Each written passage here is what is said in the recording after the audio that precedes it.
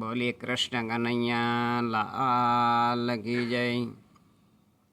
શ્રીમદ સદગુણ શાલિનમ જીતે જીતે વ્યાપ્તમ જતિ વ્યાકૃતિમ જીવે સાક્ષર મુક્ત કોટિ સુગદમ નૈકાવતારાતિપમ જ્ઞેયમ શ્રી પુરુષોત્તમ મુનિવરે વેદાર્થી કીર્ત્યમ વિભુમ તન્મૂલાક્ષરયુક્તમેવ સહજાનંદમ ચ વંદે સદા.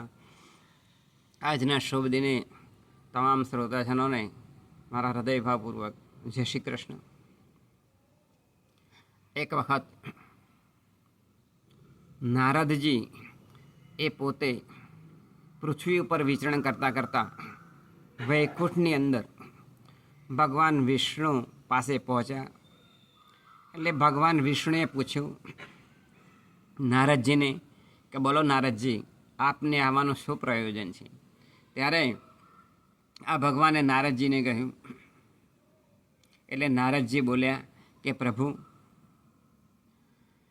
કેટલી ઉંમર સુધી એ સમજણ ના હોય ત્યાં સુધી એ ઉંમર નાની હોય તે વખતે જો નાનું બાળક એ પોતે પાપ કરે તો તેનું પાપ તેને લાગતું નથી.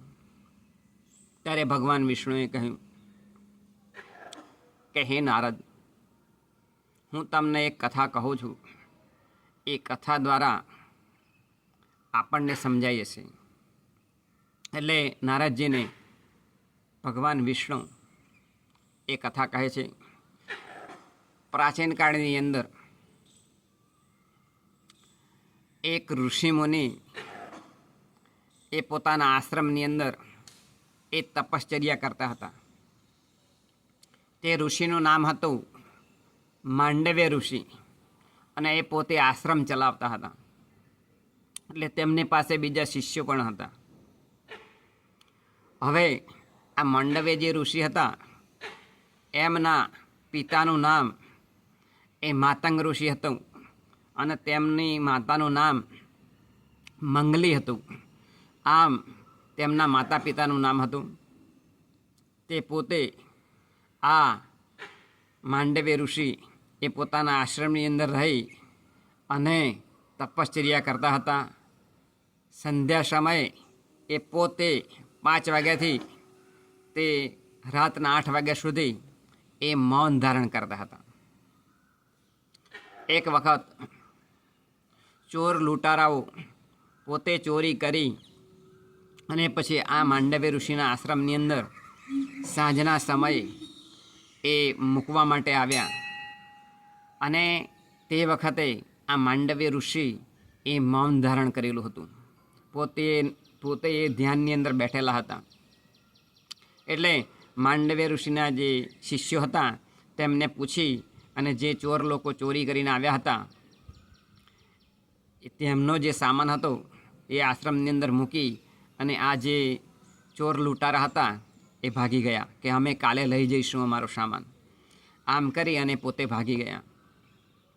તેવા સમયે રાજાને ખબર પડી કે આપણા નગરની અંદર ચોરી થઈ છે.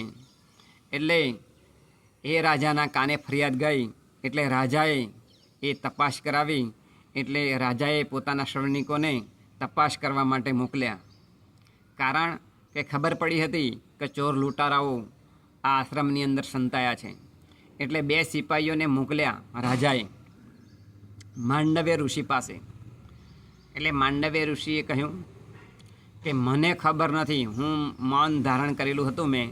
એટલે આ માંડવ્ય ઋષિએ તેમના શિષ્યને પૂછ્યું તા કે હા, કોક આપણે ત્યાં સામાન મૂકી ગયા છે કોઈ માણસો. અમે વેપારી છીએ એમ કરીને સામાન મૂકી અને અહીંયાથી જતા રહ્યા છે, અમે કાલે લઈ જઈશું એવી વાત કરી હતી. એટલે આ સિપાહીઓએ જોયું તો ખરેખર ચોરીનો માલ હતો. એટલે પછી આ સિપાહીઓએ ચોરોની તપાસ કરી તો ચોર લૂંટારા પણ હાથની અંદર આવી ગયા. એટલે આ ચોર લૂંટારા સાથે આ જે સિપાહીઓ હતા એ પોતે રાજા પાસે લઈ ગયા. એટલે રાજાએ વાત કરી, તમે કોણ છો? ત્યારે આ ચોર લૂંટારાએ કહ્યું કે અમે ચોરી કરી અને અમારું પેટ ભરીએ છીએ અને અમારું ગુજરાન ચલાવીએ છીએ. પછી તેમને પૂછવામાં આવ્યું કે તમે જે ચોરેલો સામાન છે તે ક્યાં મૂક્યો છે? તો તપાસ કરતાં ખબર પડી કે માંડવ્ય ઋષિને આશ્રમની અંદર તપાસ કરતાં ખબર પડી કે આ ચોરોનો સામાન છે.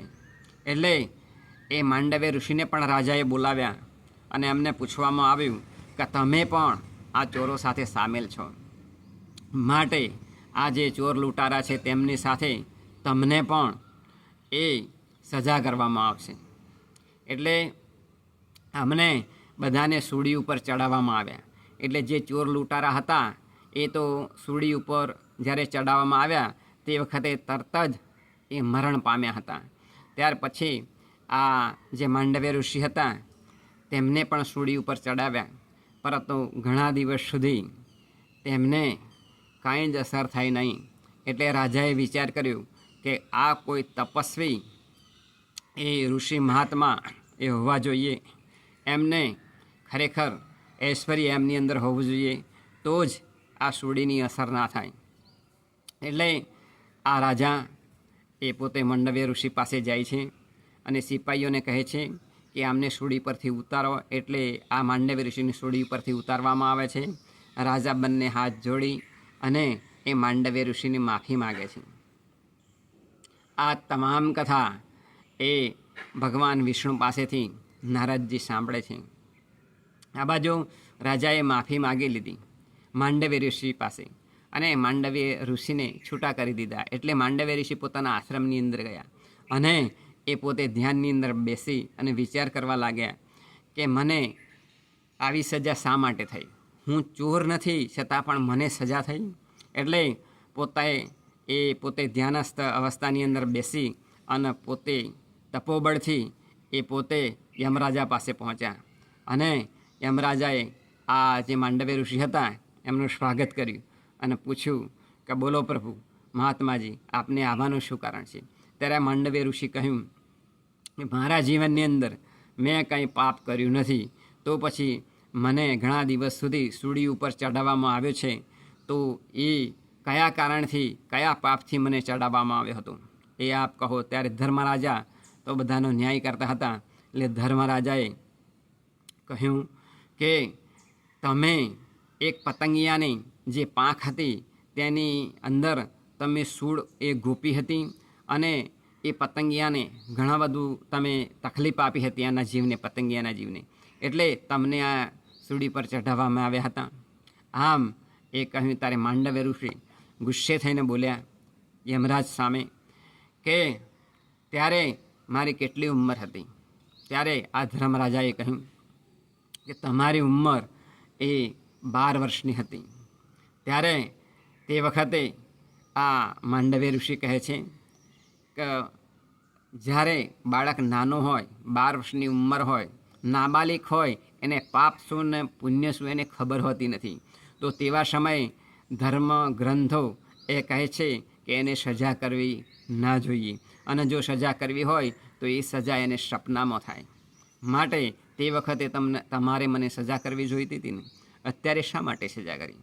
ત્યારે આ ધર્મરાજા એ પોતે ખૂબ દુઃખી થયા.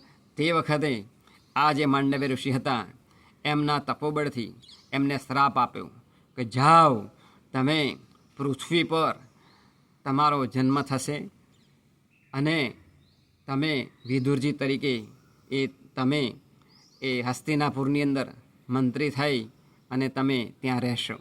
આમ આવો એક ભરત ખંડનો એક ઋષિ એ શ્રાપ આપે છે, જેથી યમરાજાને પણ મનુષ્ય થઈ અને પૃથ્વી પર અવતરવું પડ્યું હતું અને પોતે એ વિદુરજી તરીકે ઓળખાતા હતા. આમ જ્યારે વ્યક્તિ એ પોતે જ્યારે એ સામી વ્યક્તિને વગર વાંકે આ યમદેવે સજા કરી તો તેમને પણ એક મનુષ્યનો અવતાર લેવો પડ્યો છે. માટે ક્યારેય પણ કોઈ પાપ એ કરવું જોઈએ નહીં. ધર્મગ્રંથો પ્રમાણે 5 વર્ષની ઉંમર હોય, બાળક નાબાલિક હોય ત્યાં સુધી તેને ખબર હોતી નથી પાપ શું અને પુણ્ય શું. તો એ નાનું બાળક 5 વર્ષ સુધી જે પાપ કરે છે તેની સજા એ તેને સપનામાં કરવામાં આવે છે. થોડીક સજા તેમને મા બાપને પણ થતી હોય છે. આમ એ ધર્મગ્રંથો કહે છે.